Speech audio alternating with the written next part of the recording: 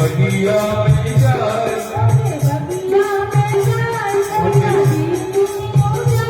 Okay बगिया में जाए बगिया तेरे उड़ान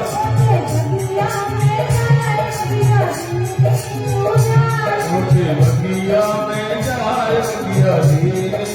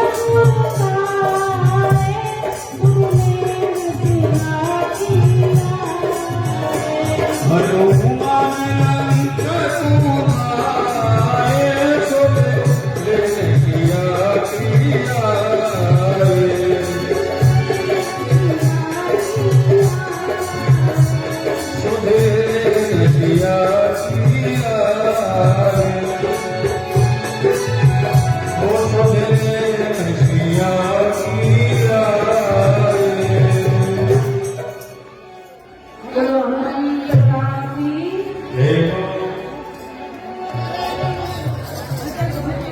तो हनुमान जी महाराज जब लंका में प्रवेश किया, प्रवेश नगर की जय सब काजा, हृदय रात कौशलपुर राजा। जब किसी नगर में प्रवेश करते हैं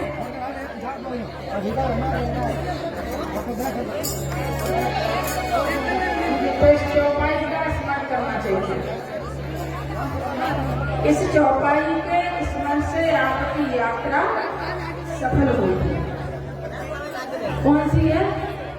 प्रवेश नगर की जय सब काजा, हृदय राख कौशलपुर राजा। तो हनुमान जी ने जैसे ही लंका में प्रवेश किया, लंकिनी नाम की राक्षसी हनुमान जी के पास आई। हनुमान जी ने एक मुष्टिका का प्रहार लंकिनी के सिर पर किया और लंकिनी मूर्छित होकर के खड़ी हुई। हे प्रभु, आज आप राम के दूत बनकर के आए हैं और मेरा जो काम था वो मैंने कर दिया, क्योंकि राजा ने मुझे रक्षा के लिए लगाया है। और एक सेवक का धर्म कहता है कि कभी स्वामी के साथ नमक हरामी नहीं करनी चाहिए। हनुमान जी महाराज बोला, देवी तेरा कल्याण हो। आगे नगर में प्रवेश हुआ, लंका में जाकर के देखते हैं, महल पर गए, माता सीता का कहीं पता नहीं। रावण के महल में जाकर के देखा तो वहां भी माता सीता नहीं मिली। तो कहां पहुंचे? विभीषण के घर। जब विभीषण के घर पे पहुंचे, वहां लिखा हुआ था राम राम। हनुमान जी महाराज बोले, इस निशाचर की नगरी में ये राम भक्त कौन हो? क्योंकि जब विभीषण महाराज ने राम लिखा तो रावण ने पूछा, तुमने राम क्यों लिखा है? तो विभीषण महाराज बोले, भैया रा से रावण और मां से मंदोदरी, मैं तो आपका भक्त हूं, इसलिए मैंने राम लिखा है। जब वहां हनुमान जी पहुंचे तो राम राम की ध्वनि सुनाई दी। विभीषण महाराज राम राम कहते हुए अपने घर से बाहर निकले। हनुमान जी ने सोचा, आज एक राम भक्त और मिल गया। जैसे ही हनुमान जी को देखा, विभीषण महाराज बोले कि माता सीता इस वक्त अशोक वाटिका में बैठी है और मेरी पुत्री त्रिजटा उनकी रक्षा में है। हनुमान जी ने कहा, भैया हम तो वो दास हैं भगवान के कि यदि कोई हमारा सुबह मुख देख ले तो भोजन भी नहीं मिलता। जब ऐसे बंदर को भगवान ने अपना दास बना लिया, भक्त बना लिया, तो आप तो ब्राह्मण कुल में जन्मे हैं, पुरुष कृषि के नाती हैं, आप तो भगवान क्यों अपना दास नहीं बनाएंगे? जब हनुमान जी महाराज ने वहां से पता लेकर के माता सीता के पास पहुंचे, जाकर के पेड़ पर बैठ गए, क्योंकि भगवान राम की याद उनको आ गई कि यदि मैं साक्षात सीता मैया के सामने चला गया तो मैया कहीं मेरा रूप देख करके डर गई। तो माता सीता और त्रिजटा दोनों वार्तालाप करती हैं। त्रिजटा कहती है कि हे सीते, मैंने स्वप्न में एक बंदर को देखा और उस बंदर ने लंका में आग लगा दी। माता सीता ने सुना तो माता सीता कहती है, हे त्रिजटा, यदि रघुनाथ जल्दी से जल्दी नहीं आए तो अपनी सीता को जीवित नहीं पाएंगे। जब यह शब्द हनुमान जी ने सुना तो हनुमान जी ने ऊपर से मुद्रिका नीचे डाल दिया। जब राम नाम अंकित की मुद्रिका सीता जी ने देखी तो मन में विचार आया, कहीं माया से बना करके तो नहीं फेंक दिए। जब ये मन में भाव आया, हनुमान जी वृक्ष से नीचे उतर करके जय श्री राम शब्द का उच्चारण किया। जब जय श्री राम मैया सीता ने सुना तो मैया सीता कहती है, अभी मुझे भरोसा नहीं है कहीं रावण का माया भी कोई दैत्य तो नहीं है। तो हनुमान जी ने क्या कहा, राम दूत में मात जानकी, दूत में बात जानकी, सत्य शपथ सत्य शपथ करो ना निभानेगी, सब देवी को देखा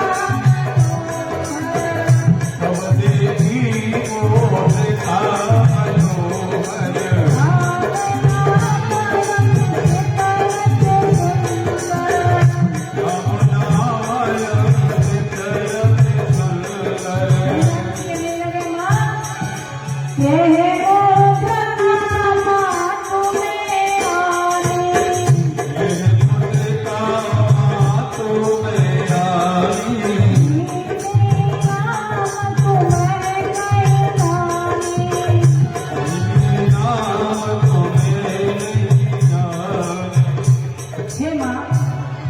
भगवान राम ने ये मंदिर का मुझे दिए।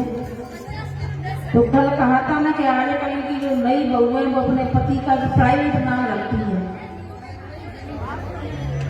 कि नहीं? किसने रखा है अपने पति का प्राइवेट नाम जो किसी को पता नहीं है? हाथ ऊपर करें। शर्माने वाली कौन सी बात है? मैया सीता ने रखा।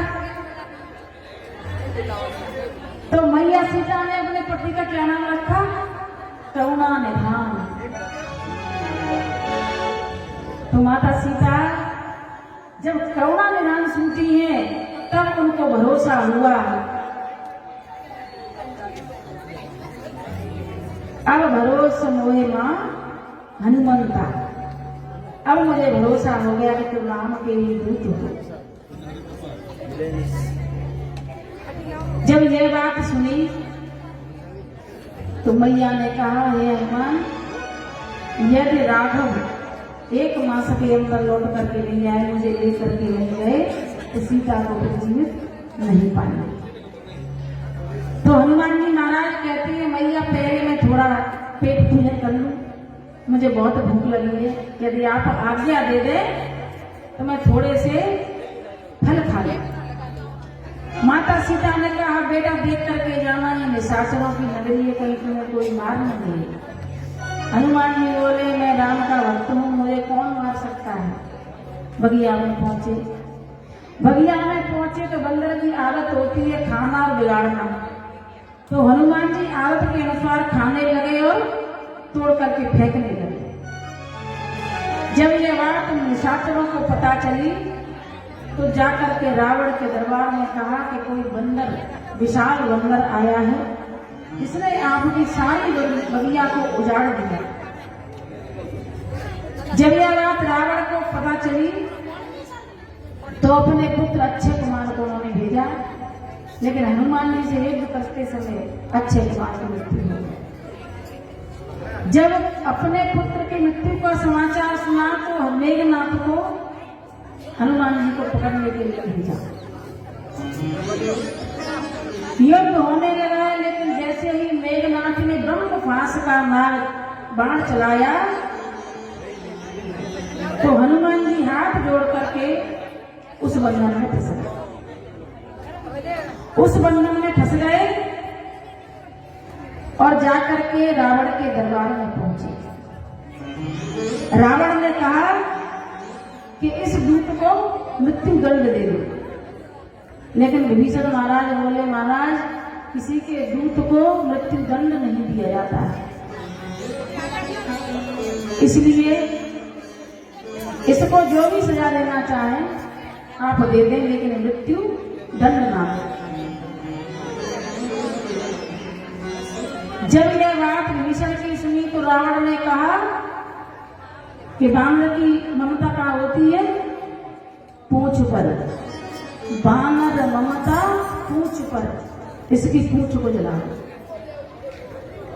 जब हनुमान जी और भगवान राम लौट करके अवधपुरी में आए तो हनुमान जी से भगवान राम ने कहा कि हनुमान तुमने लंका क्यों जलाई? हनुमान जी बोले महाराज लंका मैंने नहीं जलाई। बोले किसने जलाई? लंका जलाई मेरे बाप ने, आपने सीता के संताप में, मैंने लंका नहीं जलाई। आप मुझे दोषी ना दें। तो वहां पर हनुमान जी की पूंछ पर रावण का ही तेल, रावण का ही कपड़ा और रावण की ही लंका। तो हनुमान जी महाराज पूंछ को बढ़ाते चले जा रहे हैं। पूरे नगर का कपड़ा लिपटता गया और पूरे नगर का, पूरे राज्य का तेल खत्म हो गया। जब हनुमान जी के पूंछ में आग लगाई, हनुमान जी ने सिर्फ एक दीपक में आग लगाई है, लेकिन उसी समय 49 मरुत जब वहां उड़ करके उन्होंने सारी लंका में आग लगा दी। हनुमान जी कहते हैं कि मेरे पिताजी ने 49 मरुत गुणों को लेकर के जैसे हवा चलाई, पवन चलाई, तो पूरी नगरी में, पूरी खिड़कियों में, सब में आग लग गई। महाराज मेरा कोई दोष नहीं है इसमें। तो जब लंका जला करके हनुमान जी पहुंचे समुद्र में पूंछ को बुझाने के लिए, उनके शरीर से एक बूंद गिरी। उस बूंद को एक मछली ने पी लिया, जिससे मकरध्वज नाम का हनुमान जी के पुत्र हुए। हनुमान जी लंका में आग लगा करके मैया के पास पहुंचे। लंका में हाहाकार मची है। माता सीता कहती है, हे त्रेता, तेरा सपना आज सही निकला, क्योंकि त्रेता हमेशा माता सीता की सेवा करती थी। अब हनुमान जी जब चलने लगे तो माता सीता से कहा, मां जिस प्रकार भगवान राम ने निशानी दी थी, उसी प्रकार मुझे आप अपनी निशानी दो।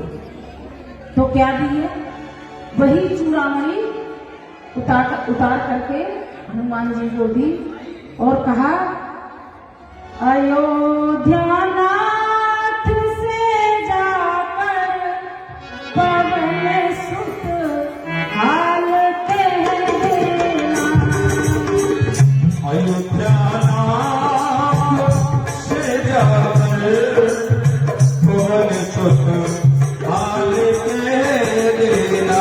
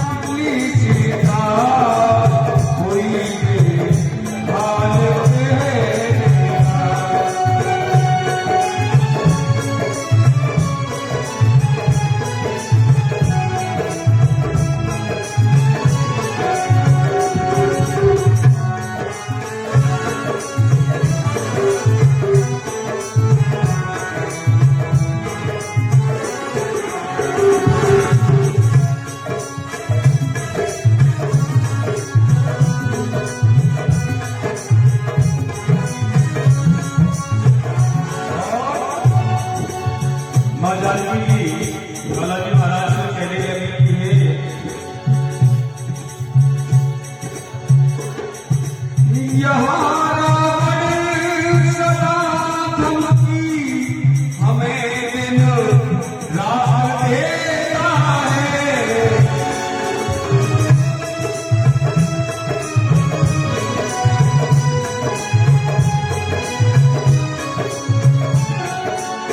यहाँ रावण सदा धमकी हमें दिन रात देता है। करो तलवार के टुकड़े, करो तलवार के टुकड़े, अंजलि लाल के अयोध्या नाथ से जाकर पवन सुत हाल के देना। तुम्हारी लाडली सीता हुई हाल के देना। अयोध्या नाथ से जाकर पवन सुत हाल के देना।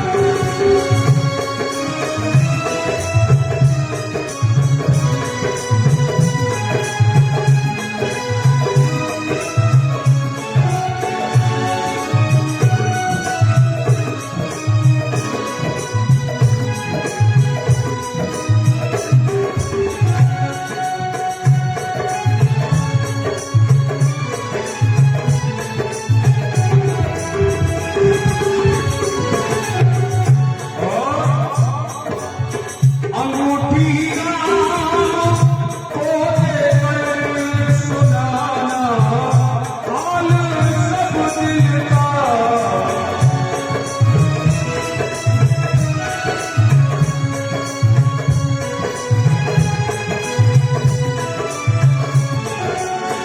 अंगूठी राम को देकर सुनाना हाल सब दिल का। भूले हैं राम सीता को, भूले हैं राम सीता को, पवन सुत हाल के देना। तुम्हारी लाडली सीता हुई हाल के देना। अयोध्या नाथ से जाकर पवन सुत हाल के देना।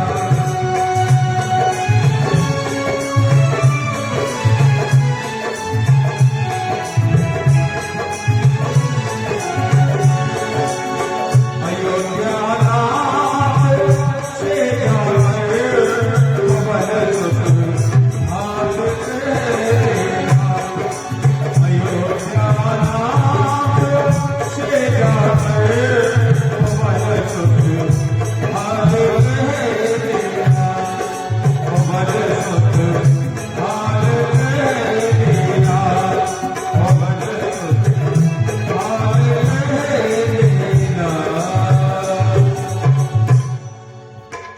बोलो सियापति रामचंद्र भगवान की। जय हो।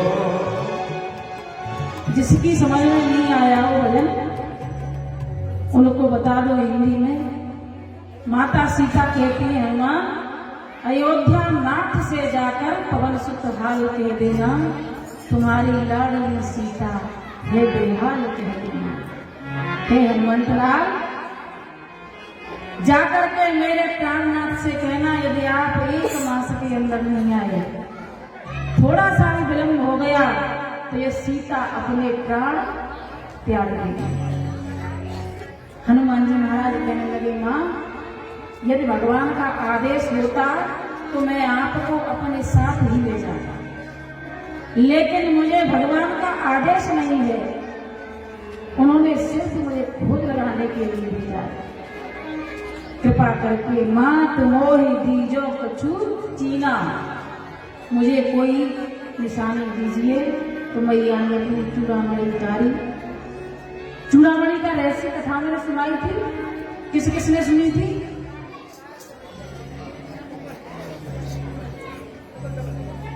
मतलब औरों ने सुन करके निकाल के फेंक दी।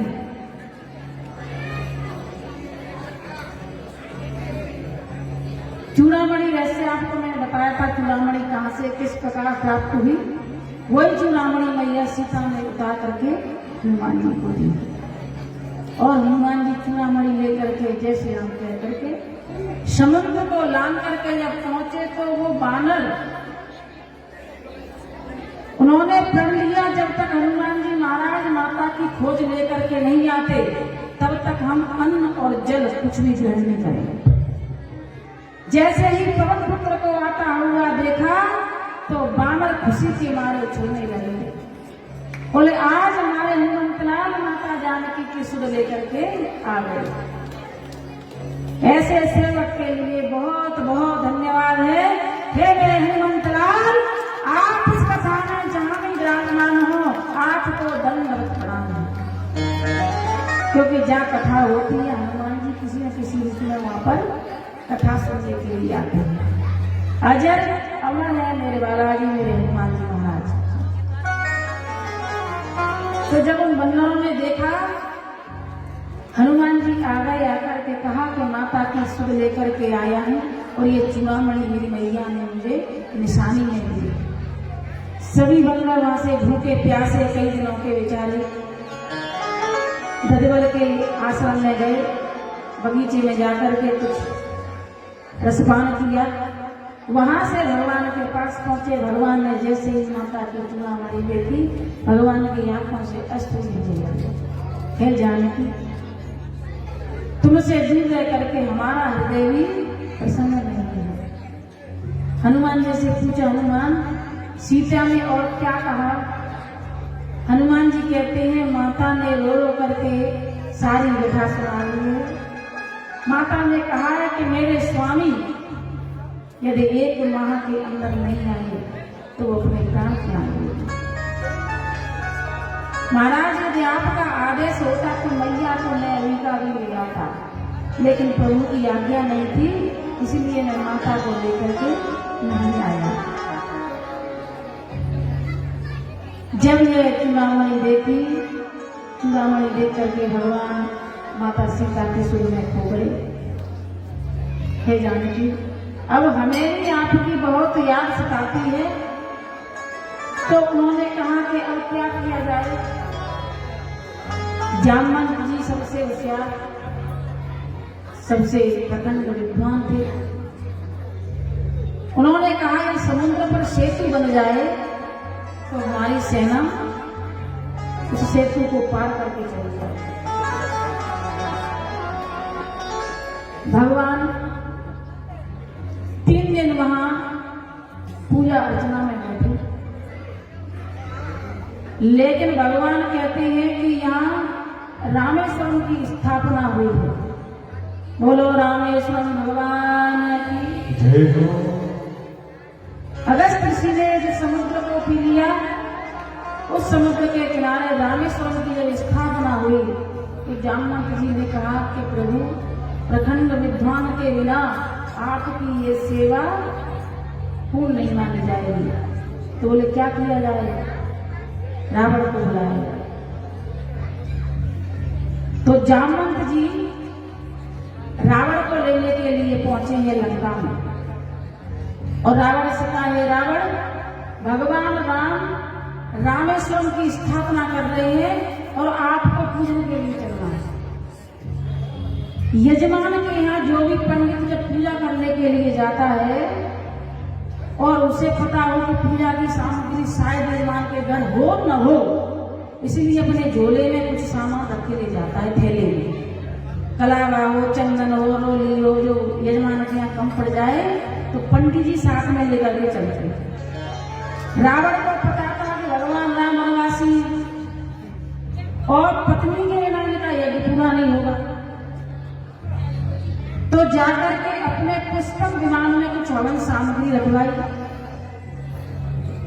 माता सीता के पास जाकर के बोले, आप सुबह प्रातः काल में स्नान करके पुष्पक विमान में बैठ करके हमारे साथ अपने पति के लिए पूजा करने के लिए जाना है। तो रावण ने माता को पुष्पक विमान में बिठा करके रामेश्वरम की जब स्थापना हुई है तो माता सीता राम का गठबंधन होकर के रामेश्वरम की स्थापना हुई और यज्ञ पूर्ण करवाया। रावण ने कहा कि हे सीते, फिर आप पुष्पक विमान में बैठो और हमारे साथ चलो। अच्छा, ऐसा हुआ क्यों? क्योंकि रावण भी बुद्धिमान था। रावण को पता था कि स्वयं नारायण है। माता जानकी को पुष्पक विमान में बिठा करके उसी अशोक वाटिका में छोड़ा और अपने महल में पहुंच करके विश्राम किया। भगवान राम ने कहा कि हमें 3 दिन यहाँ खड़े खड़े हो गए, समुद्र देवता हमें मार्ग नहीं दे रहे हैं। तो लक्ष्मण जी ने बाण निकाला। जैसे ही कहा कि एक बाण से मैं समुद्र को सोख लूंगा भैया, तो जैसे ही लक्ष्मण जी ने बाण निकाला, समुद्र महाराज प्रकट हो गए। बोले, महाराज तुम्हारी सेना में एक से एक बलशाली बंदर हैं, उनके माध्यम से आप सेतु बनवा लो। तो उन्होंने नल और नील का नाम दिया। नल नील यानी पत्थर समुद्र में फेंकेंगे तो वो डूबेंगे नहीं और आपका काम आसान हो जाएगा। समुद्र देवता चले गए। जामवंत जी ने सेतु बांधने का आदेश दिया।